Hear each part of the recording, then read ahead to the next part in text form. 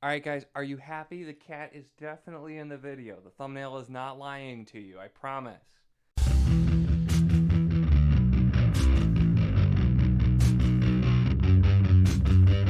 Hello and welcome to my channel. In this video we are going to be talking about Dungeon Crawler Carl, and the cat has just jumped out of my lap because I was going to hold her up again, but you saw she was there. So I still remember the wrath when I had a cat in the thumbnail and I didn't have the cat appear in the video, so I wanted to make sure that we had the cat here. It definitely fits the term chonk too, so there you go, there's the cat. So we're going to be talking about Dungeon Crawler Carl 7, This Inevitable Ruin, as well as this is more kind of just talking about the series a little bit as a whole, and not like really a review of just specifically that book, but I'm doing it because I finished that book. And I have to say, I did find book 7 to be a little bit underwhelming. It is probably my least favorite of the series so far.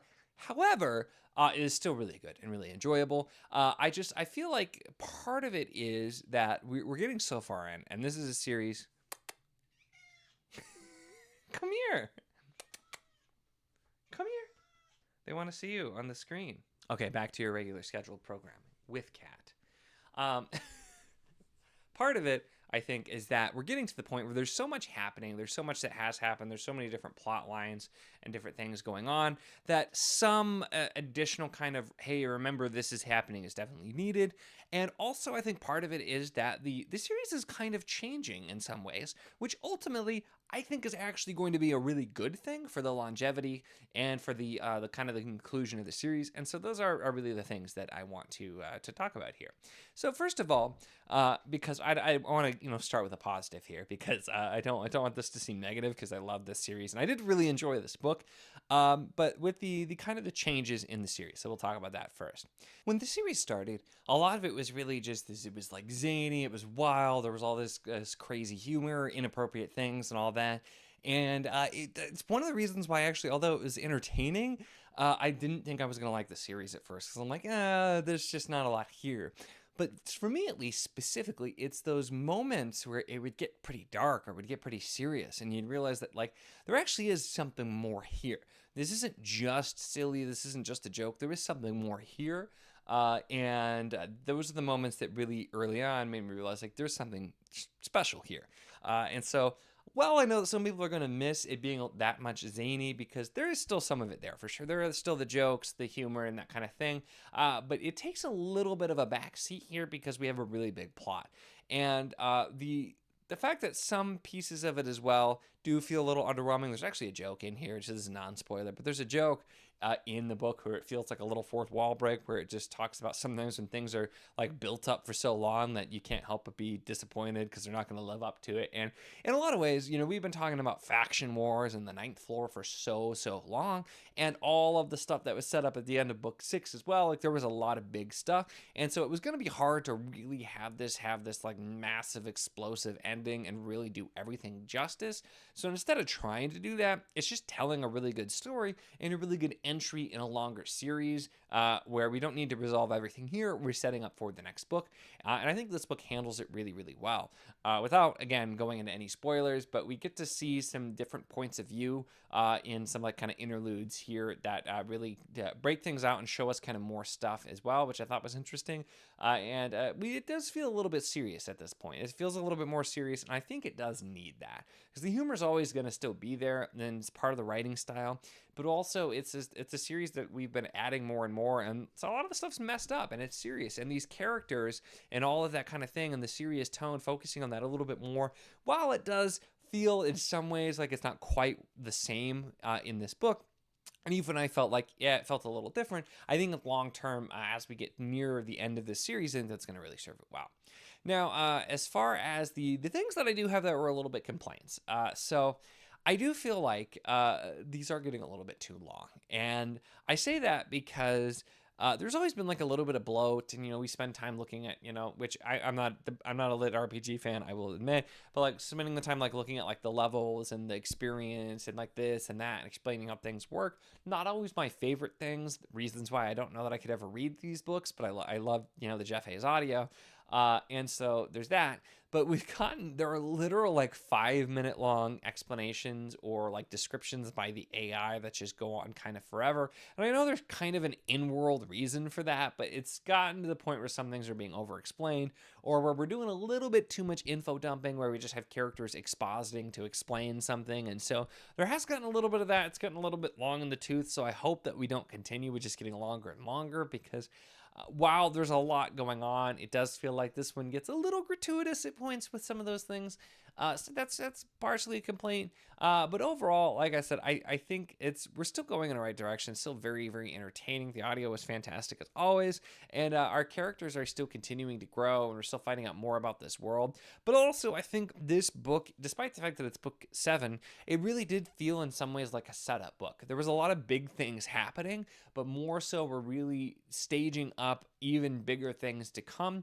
And you needed that book to do that. You needed that book to kind of reset tonally a little bit and just kind of be like, hey, we're going to bring a lot of things to a close here. There's a lot of big things happening because it's faction wars. We've been waiting for this, but we're also going to shift a little bit gears as we go along. So I think that's an important, and I still really, really enjoyed this book.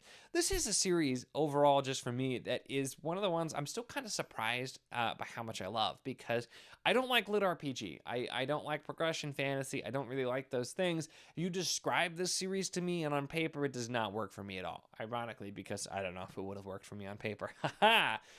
This is a series where the audiobooks do have a lot to do with it, but I feel like it's the way the books are written. They work really, really well with audio, and then the way that Jeff Hayes and Soundwave Theater do the audio, it also just works super well. But also, I feel like there are definitely moments where you feel like Matt Dinniman, the author, he wrote this part this way or described a voice this way because he wanted to just mess with the narrator or get him to do something weird or fun. And so, like, I feel like that comes through in a great way and makes it even more entertaining, because it's just these books and the audio narration are just inseparable for me. But there's so many things that just shouldn't work, and like, some of the stuff that's just like over the top, silly or crude or vulgar, not necessarily my thing, but it just works. And like, I don't understand how the author can write some of the stuff that he does, and especially with the dichotomy of the completely zany, silly, and the serious and dark, and especially in the earlier books, how he makes it work. But he just does. It flows really, really well. And then finding this story with like the absolute perfect audio is just gosh, so good.